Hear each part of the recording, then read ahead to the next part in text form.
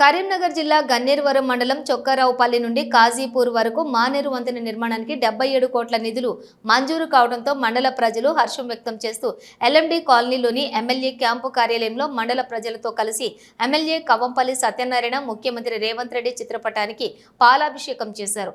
నిధులు మంజూరు కావడానికి సహకరించిన కేంద్రం హోంశాఖ సహాయ మంత్రి బండి సంజయ్ ఎమ్మెల్యే కవంపల్లి సత్యనారాయణ కృతజ్ఞతలు తెలిపారు. చొక్కారావుపల్లె నుండి ఖాజాపూర్ వరకు సుమారు 15 కిలోమీటర్ల మేర మానేరు వంతెన నిర్మాణం చేపడుతున్నట్లు ఎమ్మెల్యే చెప్పారు.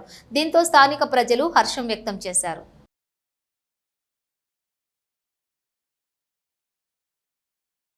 ఈరోజు మన ప్రియతమ ముఖ్యమంత్రి కార్యదీక్షుడు, ప్రతి విషయం లోపల ముందుండి నడిపించే నాయకుడు, ఈ రాష్ట్రం యొక్క సర్వతోముఖాభివృద్ధికి పాల్పడుతున్నటువంటి మా గౌరవ ముఖ్యమంత్రి వర్యులు రేవంత్ రెడ్డి గారికి పాలాభిషేకం చేయడం జరుగుతుంది. గన్నేరువరం మండలం లోపల చొక్కరావుపల్లి నుండి కాజీపూర్ వరకు మానేరు నదిపై వంతెన నిర్మించడానికి 77 కోట్ల శాంక్షన్ను కేంద్ర నిధుల నుండి ఇప్పించడం జరిగింది.